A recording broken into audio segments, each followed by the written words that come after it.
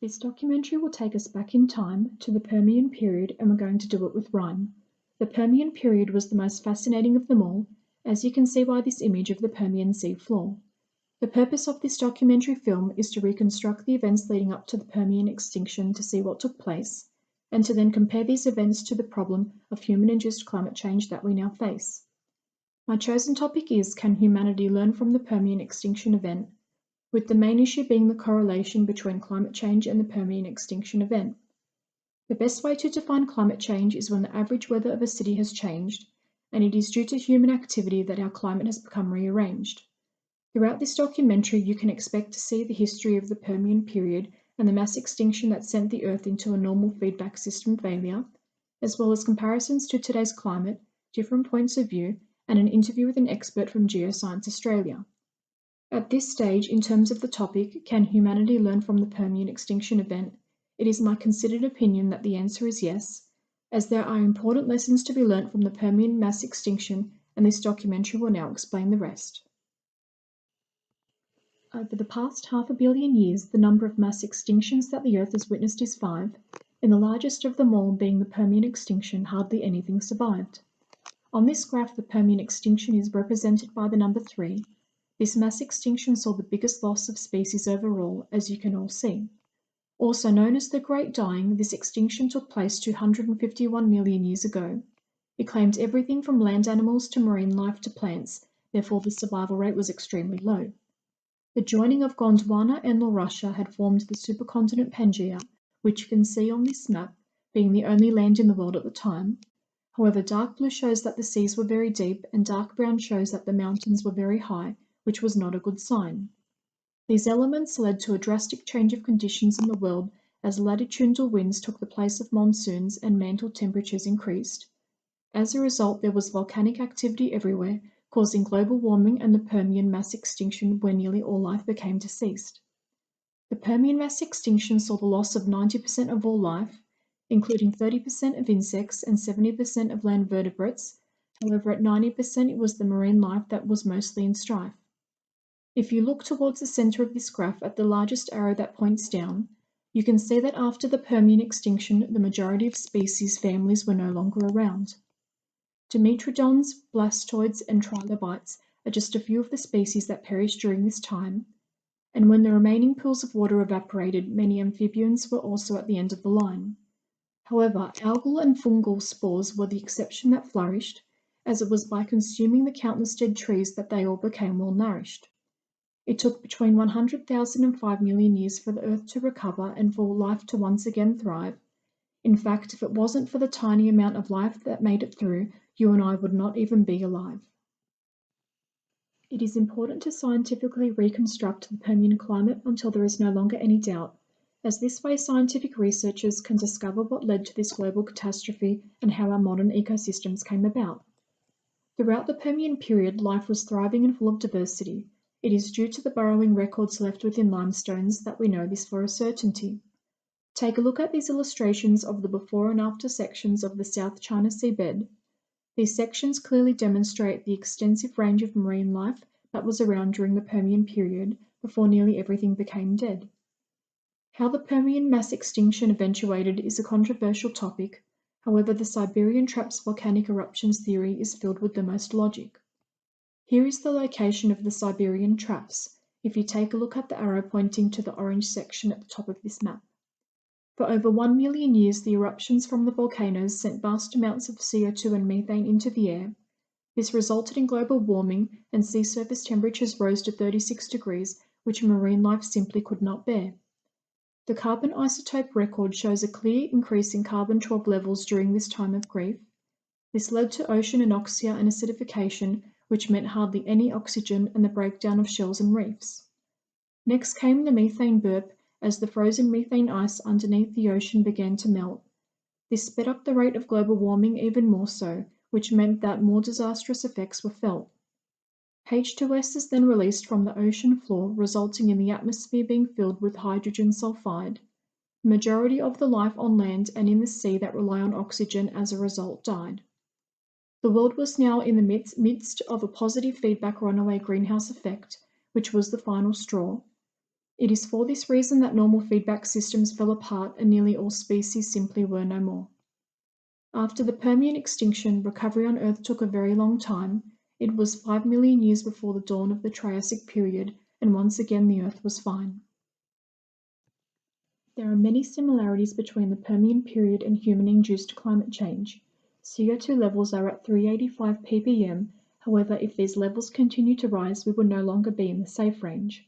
We are currently climbing at a rate of 2 ppm per year, and records of oxygen isotopes from the Permian period are all too similar to today, indicating that one day the end may again be near.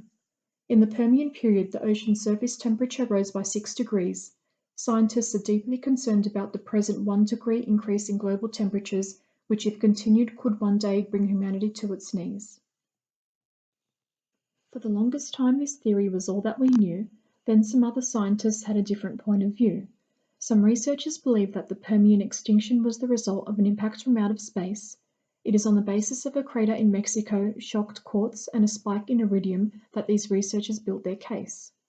Furthermore, some researchers claim to have found buckyballs from Permian times, being carbon molecules filled with gases from out of space. However, no other researchers have since found these buckyballs in the same place. At the end of the day, the impact theory simply does not fit, as there would need to be a crater around 1,200 kilometers wide where the comet supposedly hit. It is estimated that it took anywhere between 100,000 and 5 million years for the Earth to recover from the Permian extinction. Which end of this spectrum do you believe to be the most accurate? Well, that question is a bit like how long is a piece of string, because it really depends on what you're using to measure the sort of the rebound after the extinction, and sort of how you're assessing it. So for some things, like for corals, for instance, really didn't bounce back until it was about 10 million years, and it's the longest coral building hiatus in history. So the longest period of no corals being formed on the Earth was there in that early Triassic, so just at the end after the Permian extinction. Took them 10 million years. And likewise, there was no coal. It's known as the Triassic coal gap, where there's no coal on Earth that formed at all in the early Triassic for that first 10 million years, which means there weren't large amounts of plants living in coal swamps or peat swamps during that period. So it took them a long time to recover. For other things, bounce back a little bit quicker. There's a particularly interesting vertebrate called Lystroceros, which lived on the Gondwanan continents, and it was a therapsid, so that means it's related to the mammal ancestors. And it may have only been a few decades or centuries. Its fossils came out through the Permian, so it was a survivor through that Permian extinction. And it flourished again quite soon. So on the large scale, to get back to diverse ecosystems, looking like they had before the extinction, it would have been, I think, in the order of millions of years rather than thousands. In your professional opinion, are there similarities between the late Permian period and human-induced climate change? There certainly are, the clearest being the increase in carbon dioxide in the atmosphere. And what happened in the Permian was you had, as the carbon dioxide levels increase, you get a positive feedback runaway greenhouse effect, as more warming begets more warming, because as you warm, you start to melt the ice. And the really dangerous thing is when you melt the clathrates on the ocean shelf. And so that's frozen methane in the sediments on the ocean floor.